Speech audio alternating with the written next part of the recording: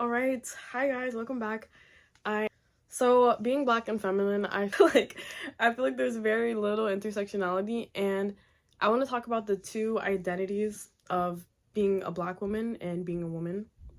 So when we think of black women, or when the media, how black women are represented is strong, independent, resilient, loud, angry, aggressive, hypersexual like Jezebel or Mammy.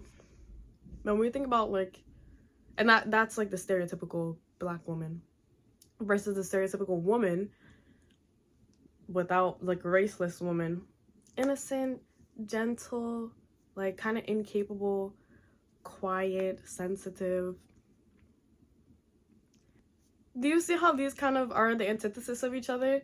So you can see how growing up for black girls, that is very like confusing, especially for black girls who express themselves more in a more feminine way. And I can truly say that growing up, when my main interests were ballet, and I just always liked super feminine stuff. I just always loved like dancing and singing and makeup, and that's just me. That's just who I am.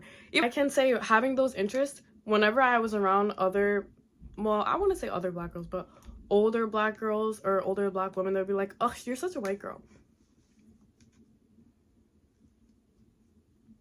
Are you cool? Like, all my feminine interests were equated to whiteness, and I don't understand, like, what is this equivalence with white and feminine, and then how does that, like, that same idea translate to black and masculine? And I hate that for us. I really do. And I want to go even further and say, I don't want to get too deep into colors in this video because I have so much to say on that, but this affects black men as well, like black men and white men, I guess, but black men being hypersexualized as well for being like so rugged and masculine, or light-skinned men being called like pretty princesses and stuff like that. Not you guys, but black people, black features are genuinely seen as masculine. Like, that's literally, they equate blackness with aggressiveness, with masculinity, which I'm not saying that masculinity equals aggressiveness, but that is kind of the idea of it, like same way how arbitrary the ideas of femininity are. Like, I was with someone once, and they basically said to me, like, they're surprised that I'm darker than my brothers because girls are supposed to be lighter.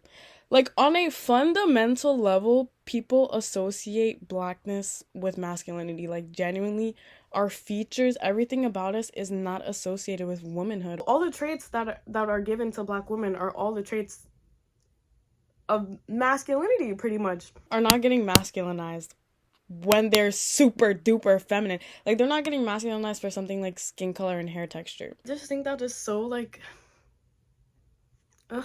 And so it's just so confusing growing up. We are constantly being masculinized, or trying to be masculinized. Like, somebody is always trying to kind of test if we deserve to express ourselves the way that we do, or if we're really as feminine as we say we are. Like, in the ballet space, I'm talking about growing up. I grew up with like a great ballet school. I'm talking about once I became an adult and started to look for it on my own at a professional level. That's when the racism really started.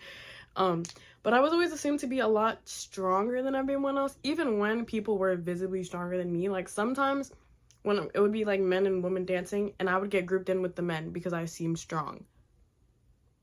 What? Like, what? And the body get put in a box if you're any type of person. Like, any body is gonna get put in a box, but also especially if you're black, you're gonna definitely get put in a box. They're immediately trying to figure out what type of black you are. Are you one of the good ones? Are you a nerdy black girl? Are you a hood black girl? Are you blah blah blah? Like, you can never kind of just exist. So when people see a black woman who is very feminine, and they know that blackness and femininity are, what is the verb for antithesis? Whatever that is, antithesize each other. It's almost confusing for them. Like, and then I noticed for myself at least, people rarely ever take me, non-black people, rarely ever take me at face value. They rarely ever just say, okay, that's Angelina, she's a girly girl, that's it. Like, it's always like, why is she like that? Is she really like that? Like, there's always some trying to figure out or trying to see what I'm like, almost like hiding. But I am like every other black girl. It's just that you guys don't want to see us like this. And then the tropes that we do get grouped into when as feminine girls, feminine black girls, say, I'm so sick of hearing that, but the tropes that we do get grouped into are stuck up, bimbo, pretty much. It's like, or Jezebel. That's pretty much all the leeway that we get, and it really sucks. And you can, like, clock so immediately what somebody is about to treat you as, or what you are being treated as, or what they view you as. And it's like, it's almost like, I feel like a lot of black people in general can relate to constantly having to prove an identity. And not that we have to, but kind of being expected to prove your identity. And pretty much any woman can relate to being underestimated, being doubted, especially when it comes to things like strength and intelligence. But when you add the whole, as black women, we do have to work twice as hard for half the credit, it's a completely different level, like, for real. Like, I cannot tell you how many times people are surprised that I, like, know something that seems like basic information. I've had somebody surprised that I graduated high school before. You're not telling me that if I was white that would happen to me. Like, seriously. Or, like, when I'm talking to them, you're actually really smart. Please don't piss me off. Like, literally. Then constantly condescension, like, at all times. Literally. At the same time, I do think black femininity is very different. I think black expression in general is completely different and unlike any others. So it's kind of a catch-22, and I kind of am going to sound like a hypocrite for a little bit, but hear me out.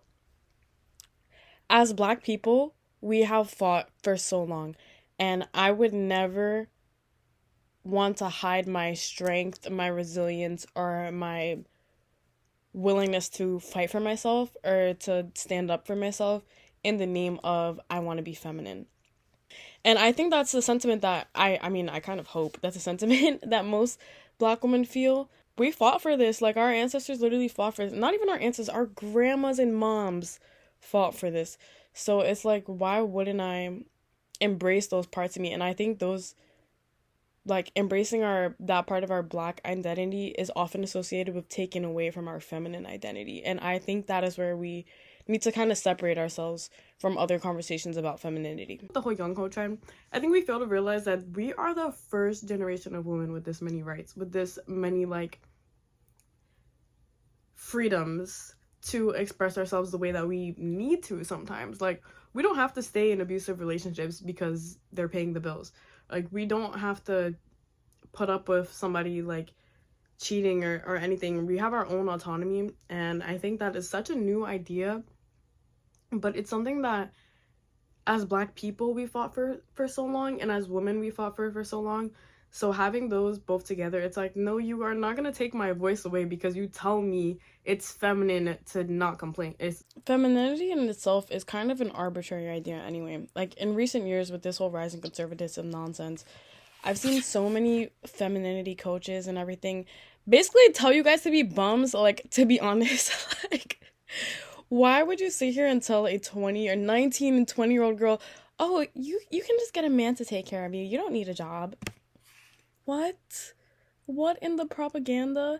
Like, what? Like, we fought for the right to work. We fought for the right to get educated. Yes, I am going to work hard and be proud of my hard work. Like, no, I'm not saying you have to be, like, a coal miner or something, but get your own money, get your own job. You should not, there's nothing feminine about being dependent, like, literally. And I think independence is something that black women take so much pride in, and women in, like, modern day women in general, but I think especially black, we do take a lot of strong, independent black women. That's, like, a very common phrase. We take so much pride in that, and that's another thing that takes away from the idea of femininity. But that idea is really, like, very not smart or useful. Like, it's so outdated, and we're constantly compared to this outdated idea of femininity, and every woman is in today's day and age. But I just think that's an interesting level to add to when we speak about blackness and black women and femininity. It was a little bit all over the place because it's just, like, blah, blah, blah, blah, so many ideas in my head. And if you are a feminine girl, you don't have anything to prove. You don't have to prove how intelligent you are. You don't have to prove how feminine you are.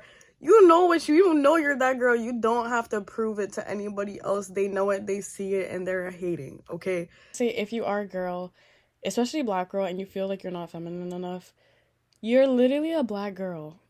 It doesn't get more like you're a girl. It doesn't get more feminine than that. Okay, relax. Like you don't have anything to prove. Be yourself. That's the most beautiful thing you could possibly do.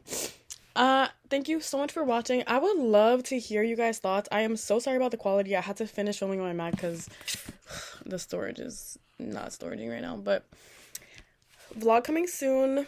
Don't look at my flat on my bed. I was trying to look pretty for you guys. I could be a pretty girl.